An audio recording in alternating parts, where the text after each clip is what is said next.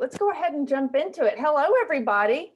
Thanks for being with us on this dreary Tuesday. Thanks for tuning in for this workshop. My name is Ashley Jones. I'm the Managing Director of Community Programs, and today's workshop is great. It's all about how to manage a PR crisis like a pro. And speaking of pros, we have two of them with us. We've got Dana Berry, who's the Public Relations Lead at Stone Ward. We also have Amanda Palm with us, who's the Communications Manager for Sport Clips. And today they're going to be talking with us all about proven strategies for building an effective crisis PR plan, which seems relevant given the times. And so this is a topic that we're interested in. Before we jump into that, I do want to take a moment to thank our sponsors. They support all of our community programs and initiatives and everything we do throughout the years. Frost Accounting Firm, Little Rock Regional Chamber, Wright Lindsay Jennings, and Simmons Bank. So thanks to all of them for all of their continued support. And speaking of programs that they support, we do have some coming up that I want to bring your attention to. We have a FinTech panel this Friday. So as you know, along with community programs, we also run a financial technology accelerator, and one is going on right now in partnership with the ICBA. And so we've selected 5 to 6 of the founders from that cohort to talk about their entrepreneurial journey. And so they'll do that this Friday in a workshop and lunch and learn led by Wayne Miller. And so that's this Friday at noon. Feel free to register that. You can do that on our website, through our newsletter, and on Facebook as well. We also have a lunch and learn coming up on February 17th, also at noon. There's a new Ready for Life initiative here in the state of Arkansas focused on workforce development and education. So we've got some folks that are part of that initiative that are going to be here to talk about that initiative and what to expect. Again, that's February 17th at noon. You can register for that. We also have a Lift the Rock program featuring the Department of Parks, Recreation, Heritage and Tourism. That's on February 19th, also at noon. And I also wanted to bring your attention to a new program that we launched this year that's really important called VC Health. So the final Friday of every month, it's a 12-part mental health series that focuses on mental health and entrepreneurship.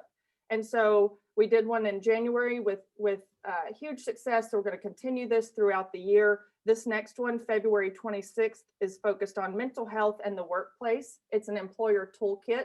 So it's everything an employer needs to know about the impact of mental health on their employees, how to spot it through things like absenteeism and lack of focus, and then how to approach those conversations, whether it's with your employees or if you're a colleague of someone going through something, and also the resources that may be necessary to get through that. So just wanted to make you all aware of that. You can register up for all of these programs on our website, Facebook page, newsletter, and I encourage you to do so.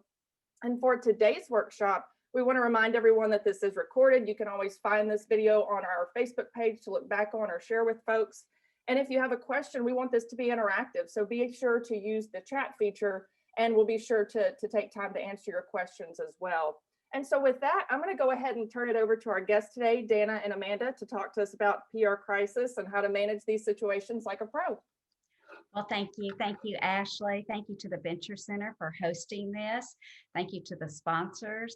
And thank you to those of us who are joining us, because I really commend you about being proactive and thinking about crisis communications. I'm a former reporter and producer. I was with KARK, the NBC affiliate here, and prior to that with KXII in Sherman, Texas, which was a CBS affiliate at the time. So prior to the pandemic, I completed a crisis communication certification training. So I'm very up to date on this information, and should tell you though that we're only going to get into the top line. We can't get too far into the weeds today, but happy to talk to you further about that. I've been with Stone Ward for about 14 years now, and I get to work with great clients every day, like Amanda Palm, who's going to introduce herself. So hi, everybody. My name is Amanda Palm. I am the communications manager with Sport Clips Haircuts. So we are a national franchise, actually international franchise. We do have locations in Canada, but we have just over 1,800 stores in every state in the US, based just outside of Austin in Georgetown, Texas, founded in 1993. So we've been around for a while.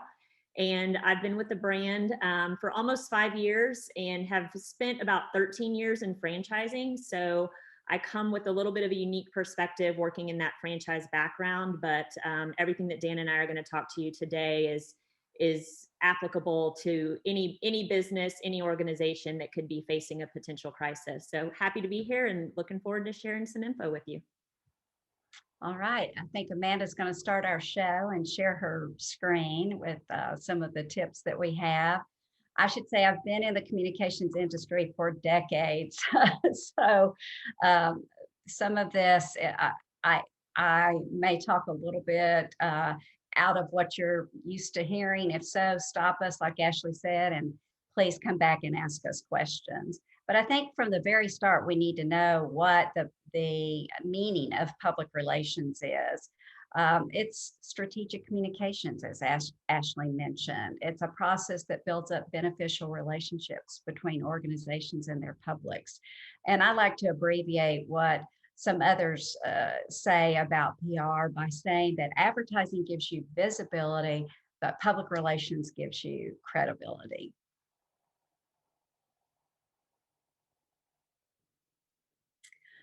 What is public relations? It's the story of a brand. At the very heart of it, it increases your odds for good and positive publicity and helps minimize negative publicity, especially in the circumstance of a crisis.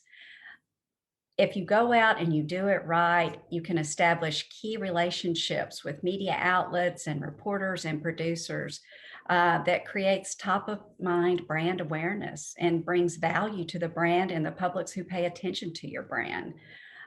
It can generate non-paid editorial placements that grow in value because you can share them across so many channels in this day and age. It also offers you the opportunity to create your own content. We spend a great deal of time writing. On the Sport Clips website, there's a press box where we offer up information over which we have complete editorial control. And you can do that during a crisis situation too. If there's information you need to get out, you have the opportunity and the tools to do that in this day and age. But all in all, it builds trust and respect, especially when you can anticipate what a reporter wants.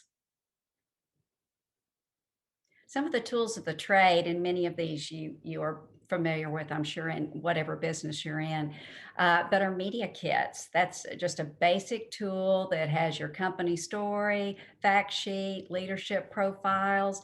Now they're primarily housed online, or at least that's what we recommend for our clients. There were in the early days where you would put all of those elements into a folder and hand them out at a news conference or take them out or mail them out to newsrooms. But now it's so convenient to have them online. I will say there was a time that we put them a long time ago on CDs and then ultimately on flash drives, and most of those are not allowed in newsrooms anymore because it's too easy to let a virus in. So we highly recommend you house a media kit online. Put some screen grabs in there of news coverage you get. Have some images on your site that you are ready to share at a moment's notice. One thing that we'll talk about in a few minutes is how speedy the communications have to be during a crisis. Know in advance who you're targeting, who the reporters are and who the media outlets are that are going to be contacting you. So develop a distribution list in advance. Know who those players are. And then the very basic element, I think, of public relations outreach is a news release. That's where you can tell your story in a very effective way that you can communicate electronically or deliver to someone and hand them to them in person. But when you're talking to a media outlet, know that the interviews and the quotes they want need to be something new and fresh and different. They don't want the same old story churned over and over. Speak to the issue, particularly in a crisis. And I say to everybody, in a crisis, speak with care, concern, and compassion, but speak to that particular issue. Don't go off down a rabbit trail. Have data available at all times. You should know the very basic data points that anyone would know about your business, your elevator speech. They want credible sources, people they know they can trust, who are going to provide timely and accurate information. And it's okay to make your response emotional or personal. We can all relate to that. Make sure that your interviews and quotes are interesting and they appeal to a broad range of listeners or viewers. And they need to be ownable or close to home. If something happens in Austin where Amanda is, or if something happens here in Little Rock or wherever in the world you may be, make it something that's relevant to that audience. I can tell you for sure, no reporter wants anything fluffy or doesn't have a news angle about it. If you provide inaccurate or information that isn't timely, you'll be disowned as a source. You can't make it too commercial, and it has to align with the audience. I know when I worked for the TV station, I got a call from someone one time that wanted to put something in my newspaper, and I had to let her know that if she called again, she needed to know what kind of media outlet she was reaching out to. And please don't use jargon or rambling phrases. Those will be avoided.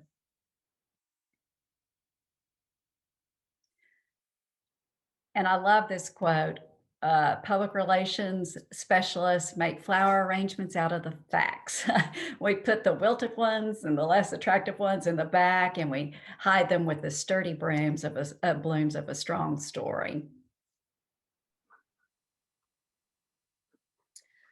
Okay, so I'm going to talk to you all about, how PR works and why it's important to, have a plan in a crisis situation. So we know that 60% of business leaders have experienced a crisis, but of those, only half have a crisis plan in place. And that's pretty significant when you think, just thinking of those numbers, and even think about your own organizations. Do you have a crisis plan? And if you don't, why don't you? And if you don't, we strongly recommend that you should. Because you never know when something is going to happen. It can put the reputation of your business at stake.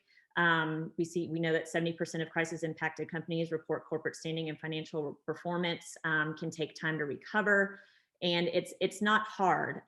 But typically, there's usually 3 types of crises that businesses may face. Those fall under accidents and disasters. So that can be something like a fire in a business, a flood.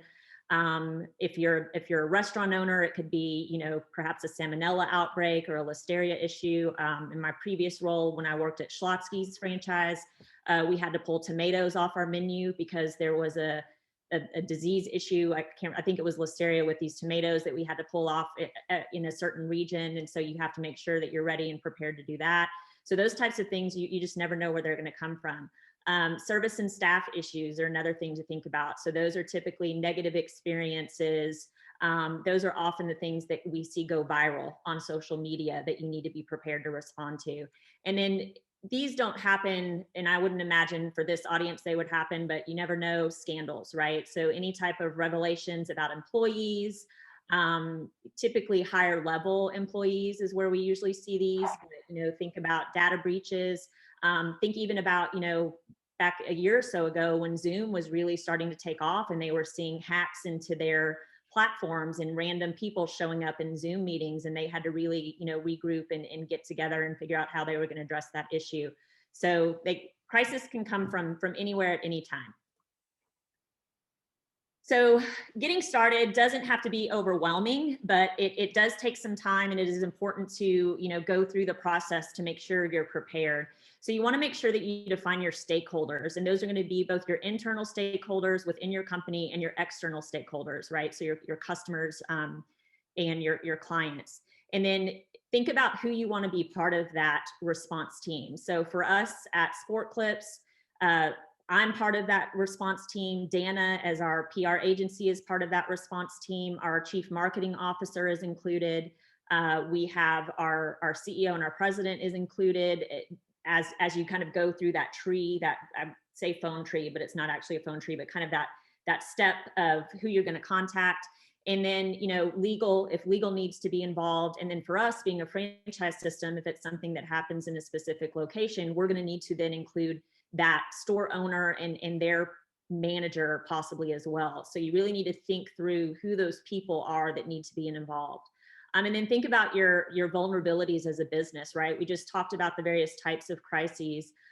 So you know, for example, if you have a flood and fire, what makes your business vulnerable after that? You're going to want to make sure that you've gotten it checked out, that any improvements have been made, that you're safe to reopen. If it's a service issue, where are you vulnerable in your service? Does it mean you need to look at possibly terminating someone? Does it mean you need to improve on your overall training? And then, you know, scandals can be tougher decisions, but again, think about where you're vulnerable in regards to a scandal. And so then really you want to create a plan of how and when you're going to communicate and what channels you're going to use. So this is where you really kind of sit down with those stakeholders and figure out your step-by-step process. While we can prepare and prepare and prepare, you can't always prepare for everything, but the more you have ready to go with sample statements, with news release templates, with various social media posts, the better off you're going to be in responding, especially when you need a quick response. And the other thing, particularly with social media, is things go viral so quickly right now in the world that we're living in. You know, when you think about all of the platforms and how they all cross-post across each other, just because something was posted to TikTok and you've handled it on TikTok doesn't mean won't show up on Instagram or Facebook, and vice versa. So keep those pieces in mind when you're putting this plan together, because I would say for most businesses, a social response needs to be part of your communication plan. But it pays off, right? So when you think about all the work that you have to put into this, you're doing it to protect your brand, to protect your business, to protect your employees, to protect your clients. And so timeliness, empathy, and clear statement of facts is always important. You want to make sure that you are ready to go. You also want to make sure that the people who you have listed as your spokespeople are prepared. And that can mean some training on the back end and some prep work to make sure that they are comfortable speaking to media, that they are comfortable being interviewed, because the last thing you want is to put all of this into place and then your face of your business stumbles through an interview or isn't comfortable speaking to media.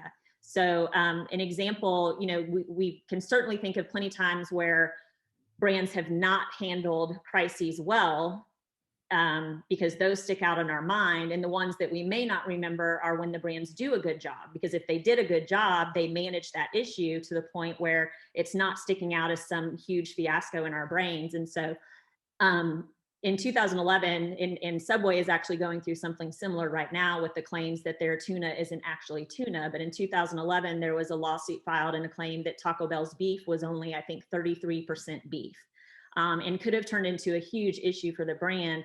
But they responded quickly, they responded with facts, they were transparent about their process, and they shared their full recipe of what their beef was. And it was significantly more than what, I wasn't 100% beef, but it was significantly more than what the original claim was. And that lawsuit ended up getting dropped. And again, as I mentioned before, they handled it both from a traditional news aspect, but also from a social media perspective as well. And so, as Dana mentioned, we've worked with Stone Ward for a really long time. They've been a great partner with us. And so we worked with them directly to start a guide. And once you get it in place, you know that it's there, but don't forget to revisit it. You need to go back and make sure that it's still applicable. You need to make sure that your stakeholders are still appropriate. You want to make sure that your points of contact are current, because this is the document that when you're in a crisis, you're going to kind of refer to as your Bible, and make sure that all of the information there is correct. So again, you want to make sure that you're ensuring safety. You want to make sure that you're notifying all the appropriate parties. You always want to be prepped for media. Holding statements are really important. And those are things, you know, if you need to just get something out to the media, but you're still not 100% sure and haven't gotten all of the details of the situation, or you're still waiting on updates, you can at least put something out that says, hey, here's our statement, and we're waiting for more information, to at least appease some reporters so that you're prepared. And as I mentioned before, make sure that your spokespersons are trained and ready to go. And so really what we've been able to do with our crisis guide is make sure everybody who's involved and all of those people who are part of that process are comfortable. And so these are just a couple of examples, and it hurts my heart a little bit to share one of these. And this happened shortly after I joined the brand. In 2017, we had a team member who was kidnapped from one of our stores by an abusive ex. He got her to a secondary location. After he took her, he shot her, turned the gun on himself, shot him, didn't die immediately, but later passed away from his injuries. When you think about a crisis, this is about as traumatizing as it could possibly get. And we followed our communication plan. Our stakeholders were ready to go. We did, I think, initially release a holding statement because we didn't have all of the details. It was a super devastating, tragic situation, but our communication plan allowed us to be prepared. Our spokesperson was ready to handle the difficult questions that he was asked by reporters. We went through the process of making sure that our store was closed to ensure the safety of our clients, to ensure the safety of our team members, made sure that we were providing counseling services where necessary, and made sure to communicate all of that very clearly as we spoke to media. And then another example here is, I'm sure, many of us have all gone through significant challenges over the last year with COVID. And while it may, it's been long term, and we're looking at, almost a year of living in this new environment, COVID was certainly a crisis for us. So we went in the span of 2 weeks from having 1,800 stores open to a complete shutdown of all of our stores. So that was another example of where we really had to be ready to respond to media, especially as we were making layoffs, which were some really tough decisions that a lot of businesses had to make.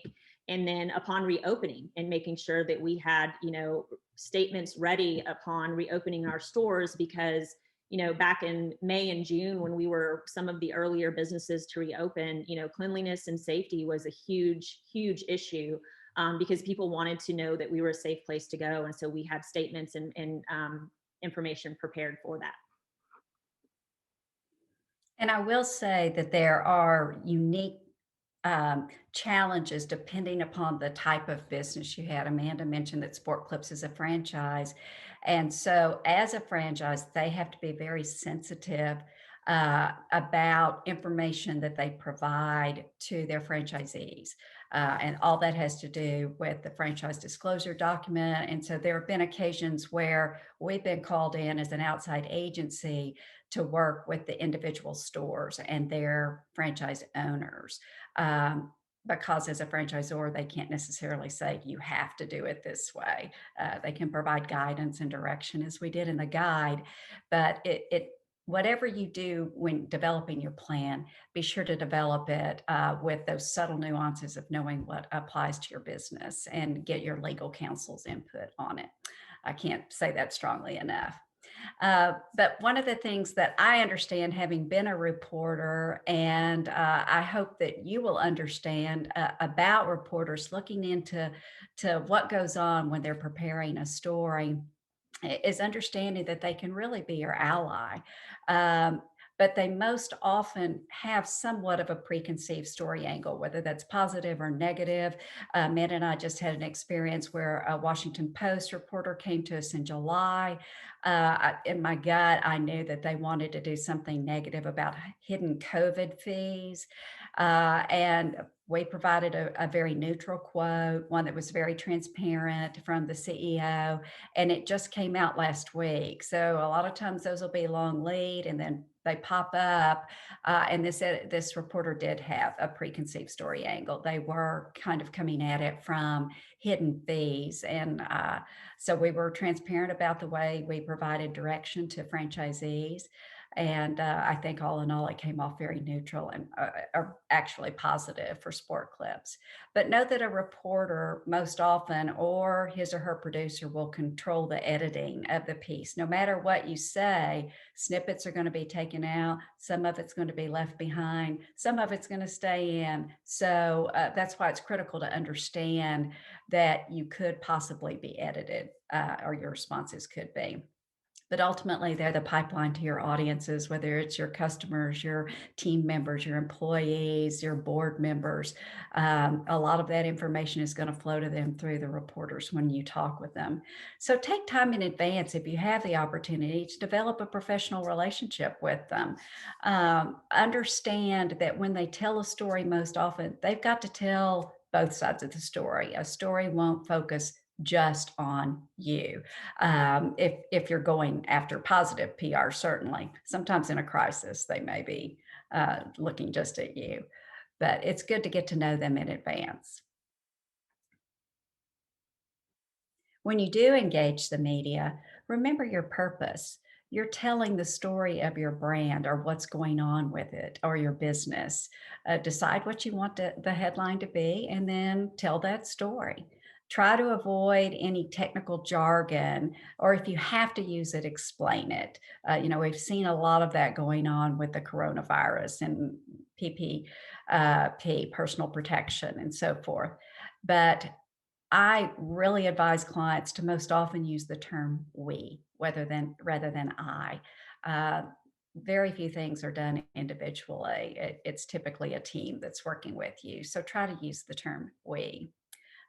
Remember, there's no such thing as off the record. I know you've heard that before. It's true. There's no such thing as off the record.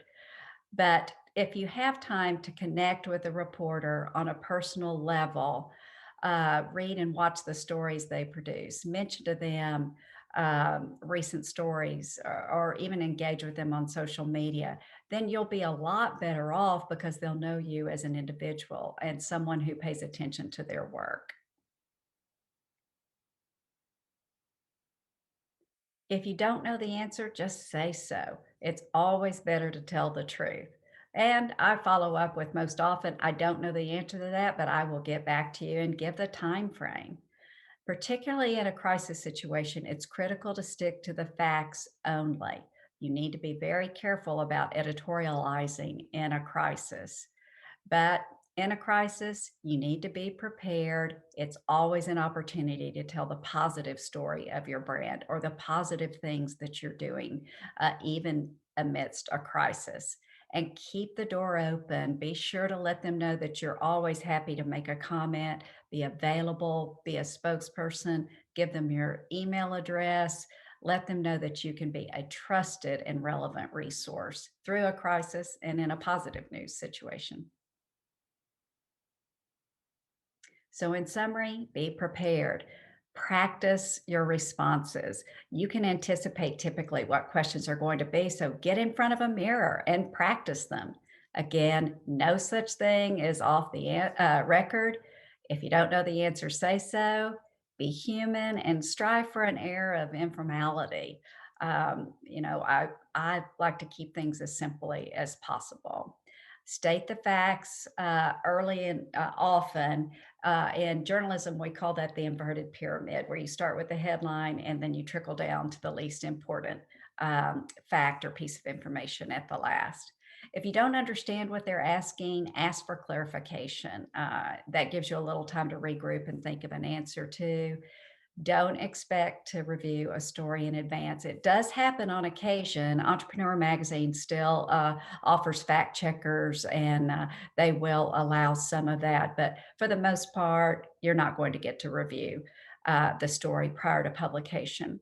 And then again, offer to be available later if there's a point of clarification. I just got through working with Franchise Times, which is a national trade magazine, and they needed clarification on some points of information we had provided, and we had them to them within 30 minutes. So what happens if you don't prepare? We've talked about preparation. We've talked about getting that plan together, making sure you know your stakeholders, making sure all of your folks are trained and ready and comfortable.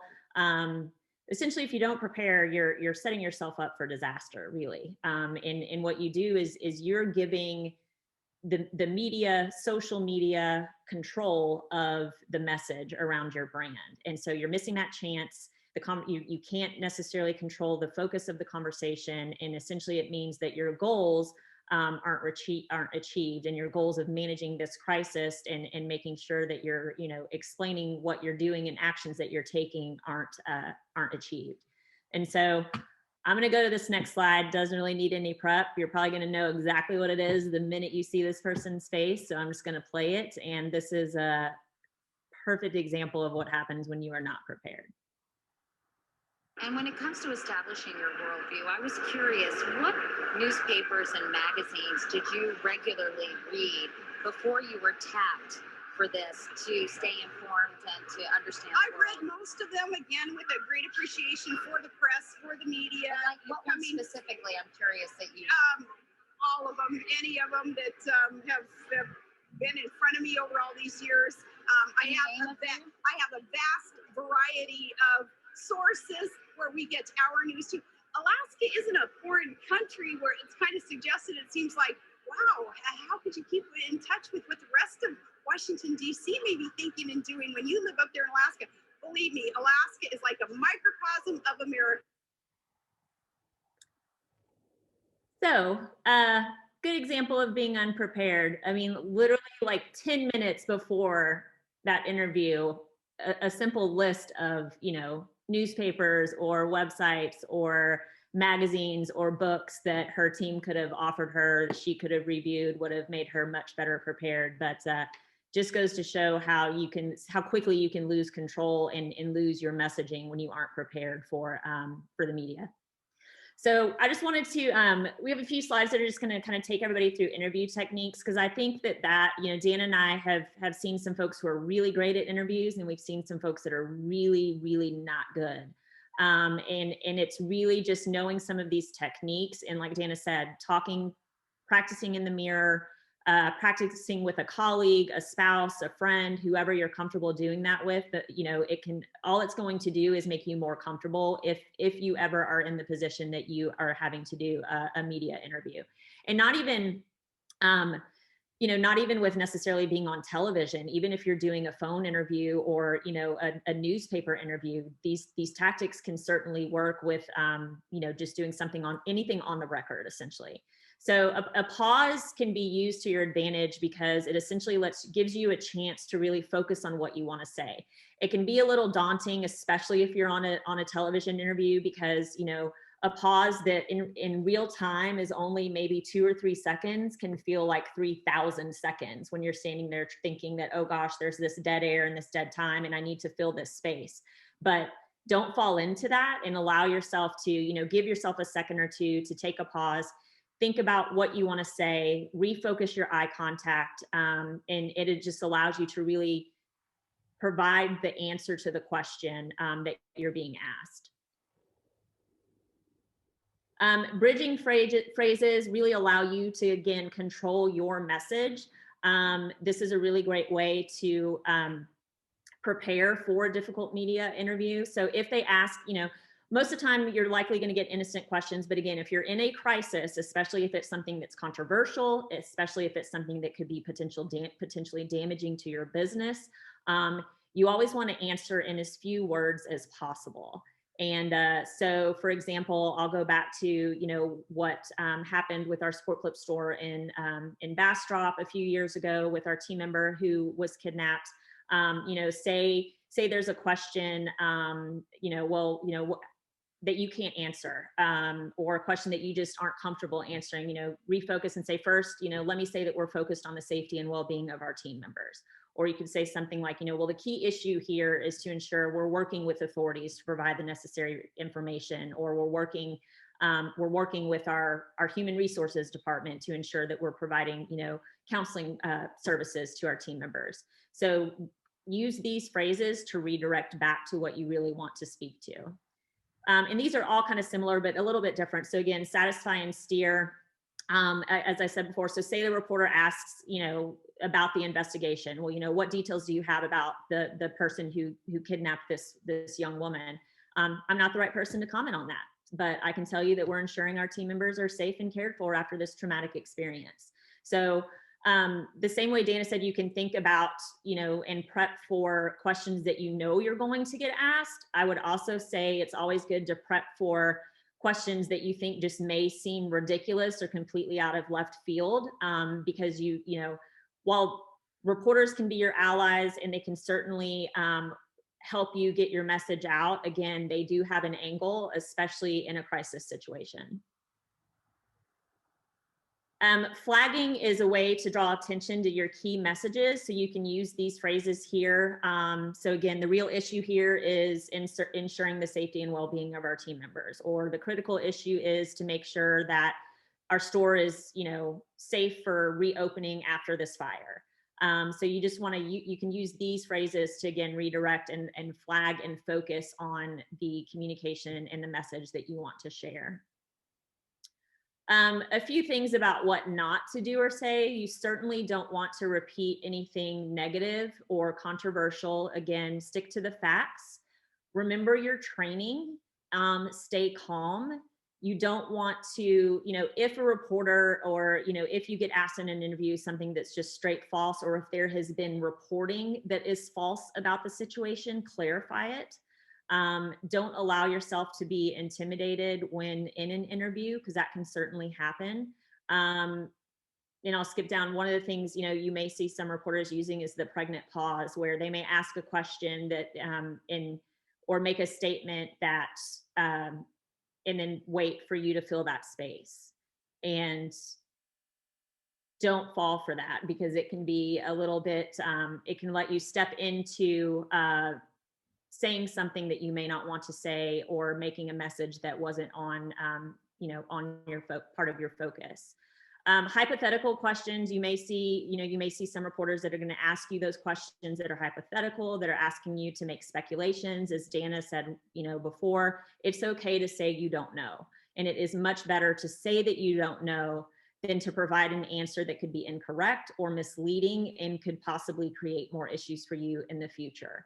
And can I jump in, Amanda? I have an example. I used to be one of the 3 spokespeople for Baptist Health, which is the state's largest healthcare system. And some of you know the flagship hospital is a 13-story structure in West Little Rock. And one of the giant concrete plates on the side of the building fell off one day. And so a reporter with the local newspaper asked my boss, said, well, what would have happened if that plate had landed on someone? And instead of laughing it off, he was an old reporter too, and actually knew the reporter. He said, well, it would have killed him. I mean, it was 1,300 pounds. Well, that made it into the newspaper. So it was not the story we wanted to tell. So it can happen. Yes, absolutely. So as we shared the example earlier of what it looks like to not be prepared, I'm going to share a couple of examples of the pinnacle of preparation, and not only preparation, but using multiple of these techniques that we just kind of walk through. And many of you should recognize this guy as well, so I won't introduce him either. Sure. So Peyton, is this your final game for your career? You know, I'll take some time to reflect. I got a couple of priorities first. I want to go kiss my wife and my kids. I want to go, you know, hug my family. I'm going to drink a lot of Budweiser tonight, Tracy. I promise you that. And so I'm going to take care of those things first. And definitely going to say a little prayer and thank the man upstairs for this great opportunity. And I'm just very grateful. Go do it. Enjoy it. Congratulations. Thank you, Tracy. You know, not everyone here inside the stadium heard what you said to Tracy Wolfson. So if you'd share it one more time, the commissioner made reference to perhaps this is your last rodeo. Is this it? Will you ever step foot on the field again tonight, or do you walk off with the fairy tale ending, holding this in your hands? Well, Jim, I got some good advice from Tony Dungy, who's going into the Hall of Fame, and my old coach, and he said, don't make an emotional decision. This has been a very emotional week, an emotional night, and I got a couple of priorities in order. I want to go kiss my wife, kiss my kids. I want to go celebrate with my family and teammates. And I'm going to drink a lot of beer tonight, Jim. Budweiser, Von Miller's buying, and those are my priorities at this point. I'll take some time to reflect on the other, but I'm going to say a prayer and a thank you to the man upstairs for this opportunity for sure as well. Well, listen, there's only one thing that can be sweeter to have in your hands than that trophy, and that's your 2 children right here who are reaching up and wanting to grab hold of it and share it with their daddy. Congratulations, Peyton. Jim, thank you very much. Go Broncos! So obviously Peyton knew he was going to get asked this, because it was all the talk when he made it to the Super Bowl that year.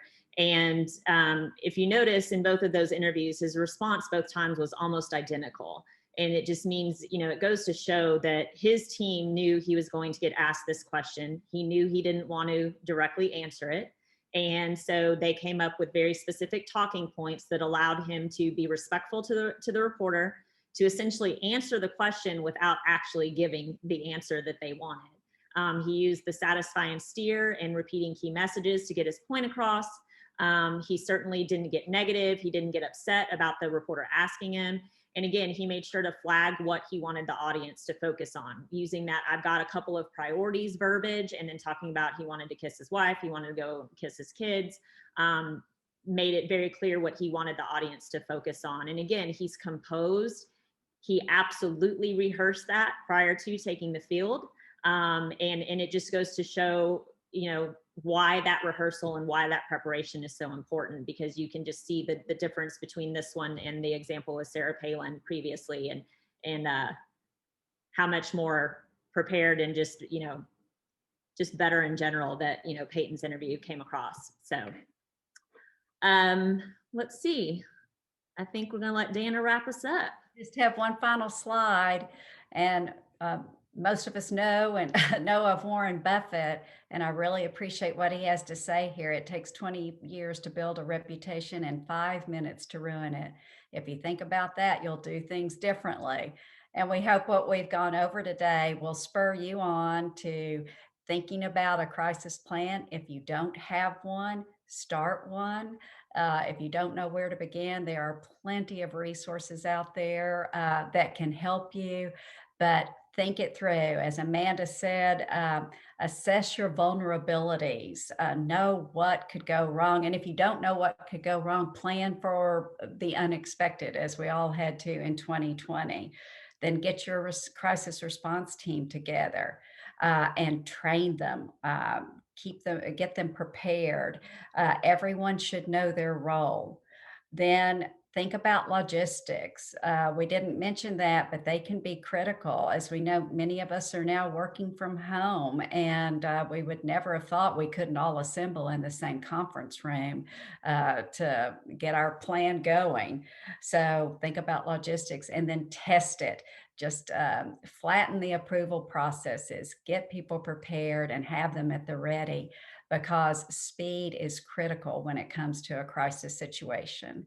So I think we're ready now for any questions, if you'd like to toss some our way. Absolutely. We've got the chat opened. We've been seeing lots of messages coming through. So feel free for any of the attendees, go ahead and throw your question in the chat box and we'll get that answered for you. We do have a few that I'll go ahead and start with. This is referring to interviewing. This person asked, if you do want to provide background information, can you ask to be off the record? Oh. You can ask to be off the record, but I'm not going, there's no guarantee that you're never off the record. You're never Just off. remember that baseline. Yeah. I would be very hesitant to do so. A fair statement. You've been warned, everyone. You're never off the record. Another question that's come through is, what if you say something completely stupid in an interview? Can you go back and clarify? You absolutely can.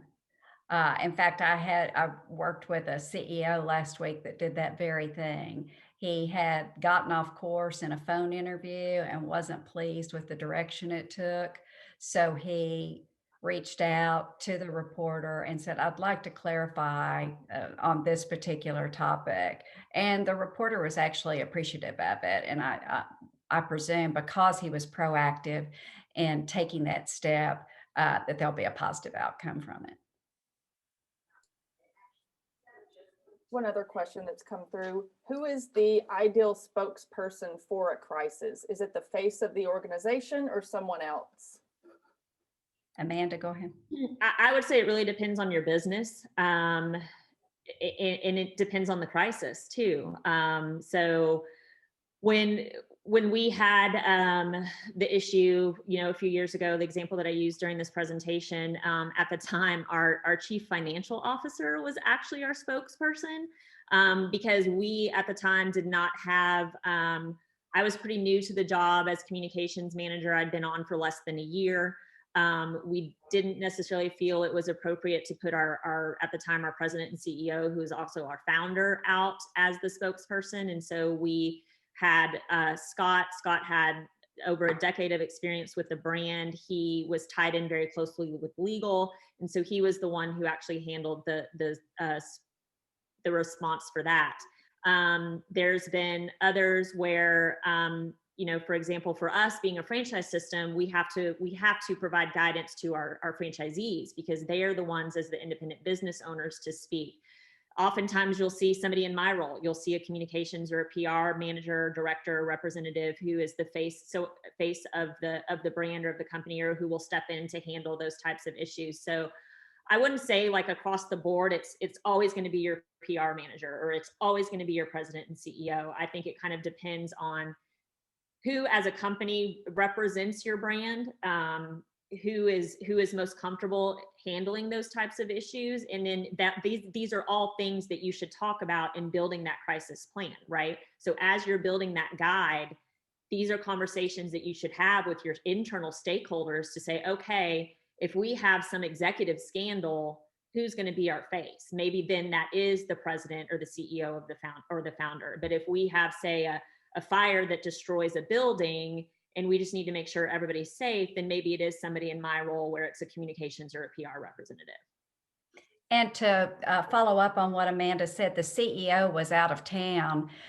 We were with a group in Washington, D.C., doing some lobbying work on behalf of the salon industry. And so he was actually out of place. He wasn't even in the city so that he could be interviewed by the local television station. So that's part of that thinking about logistics. I know another example is if you have other people who are deeply tied to the whole of the organization, as Amanda mentioned, Scott was very familiar with the legalities and what could and couldn't be said. He was prepped and part of that core team that actually all arrived at the office in Austin while the CEO and I were working with others in DC. And it took all of the team players, but he wasn't even available. So that's part of that logistics training. And we were glad to have a depth of field on that one. Good point. Yeah. That is a great point.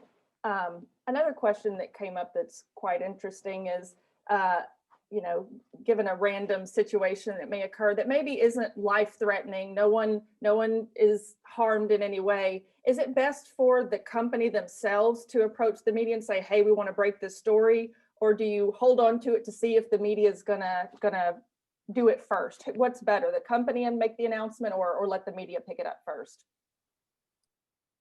That's a good question. I would say, depending upon the situation, we had one just last week where a stylist at a competitor refused to cut the hair of a Down syndrome child. And so we were ready to reach out to the parent of the child to offer a free haircut in an altruistic way, not necessarily seeking media engagement from that. So Amanda reached out to the local store, and come to find out they had already done it. They had already found the mom, called her, offered the child a haircut, seeking absolutely no media engagement, and none existed as a result of it. So we could have capitalized on that. But the brand is really true to its core. I will say very much true for Sport Clips, treat others the way you'd want to be treated. And that's what they do. So in this case, we had an opportunity. We could have capitalized on it, made the competitor look bad. We chose not to do it. And still in the end, the business was able to live up to its values. Yeah, I will say there were a couple of examples of that last year with COVID. As our salons and our stores were reopening, especially in the beginning, and when there wasn't really a lot of guidance, as far, we had all of our clean certified measures. We had stylists wearing masks, clients wearing masks, new safety procedures put in place, new cleaning and disinfecting procedures put in place, but the virus was still spreading. And so upon initially reopening, we had a couple stylists who tested positive, and media coming to us saying, hey, how did this happen? When did this happen? Are you sure you're doing everything right? Are you sure things are safe? And so then we had to provide a response. As we got further into the latter part of the year, we had a store that had a couple stylists test positive, and in this particular store did the exact opposite. They actually distribute the information to say, hey, they wanted to be proactive about it. And so they actually went to the media and said, hey, we had a stylist test positive. Here's all the actions and the measures that we've taken since that point, and here's when we're going to reopen, and did it that way. So there isn't any definitive answer. I think it's just, it has to be something like Dana mentioned, true to your brand values and your brand, your core mission as a brand, and making sure that it aligns there. Like Dana said, we certainly could have capitalized on that situation with the kid who got refused service, and we just didn't feel like that was a good thing to do, because the important thing was to make sure that mom and her son got a good haircut. So you just have to evaluate on those. You probably just have to evaluate them on a case-by-case basis. That's fantastic advice. Here's another one. What's the best handling of a PR crisis you've seen, whether you've been a part of or you've seen from afar? Oh, that's a good one.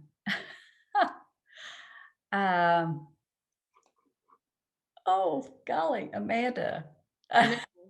I mentioned the Taco Bell one. I thought that one was really good. I feel like there's been some think about Southwest. Their team is incredible. Their social team is great. Their PR team is great. When you think about, that random issue that they had where the plane, one of the engines caught fire, and that pilot had to land the plane, and that could have turned into a complete disaster for them, but they really put her, obviously they addressed the issue, but they really put her on a pedestal. And I think it was Southwest. I'm hoping I'm saying the wrong airline.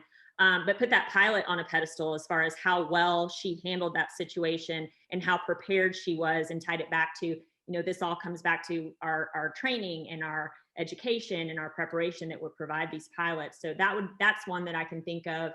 But like I said, the brands who handle them really well, you don't remember because they handle them really well. It's typically the disasters and the really negative ones that stand out. Okay, here's another one. When an apology is in order, how do you advise approaching it? Oh, I am at the 3 C's: care, concern, and compassion. And I say go out with that as quickly as you can.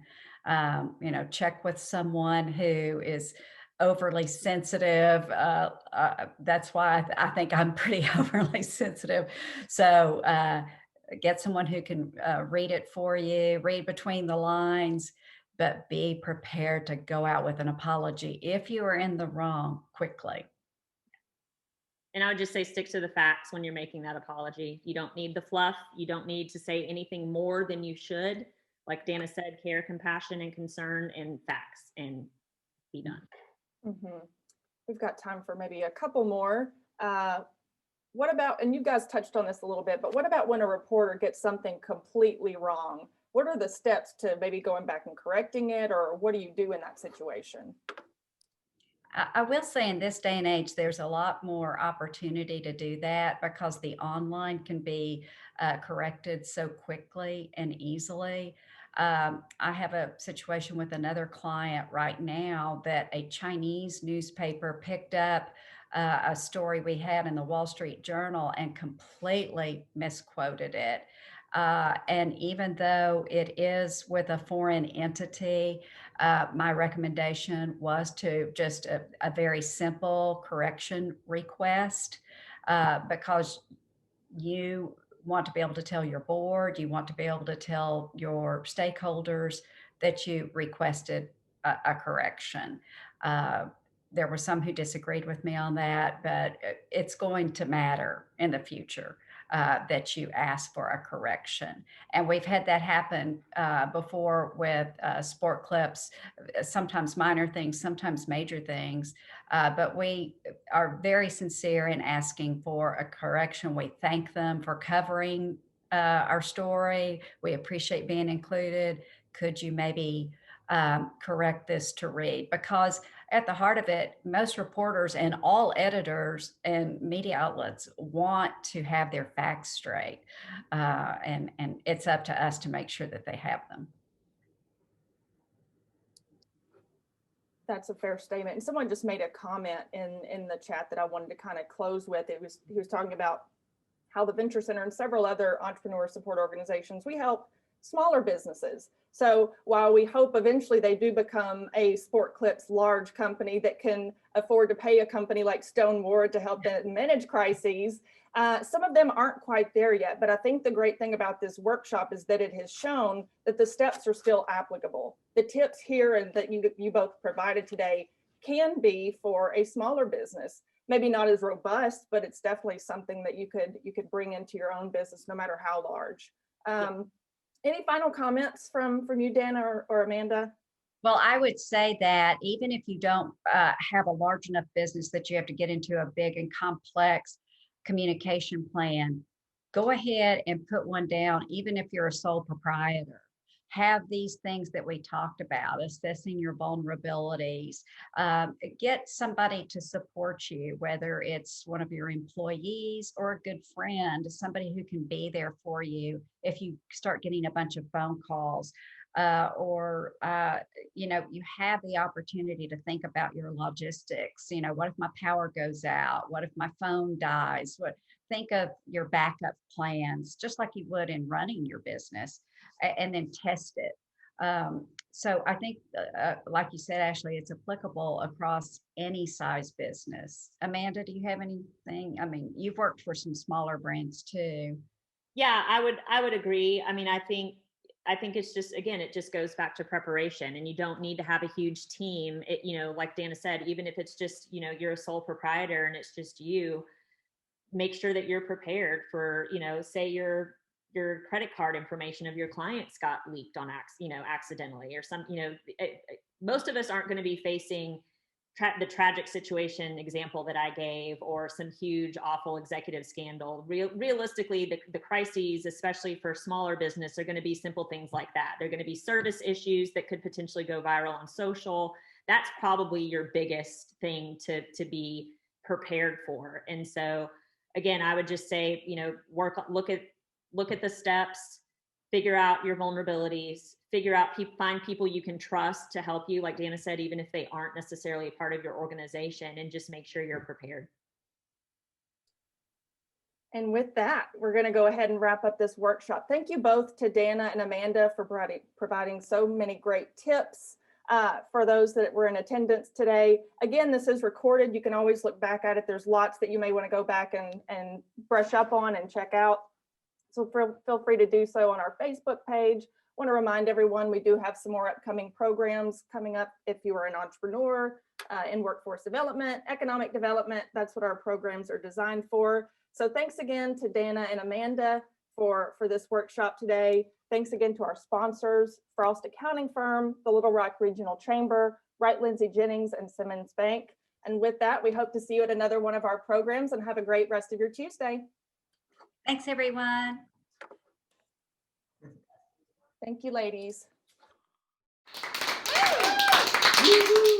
All right.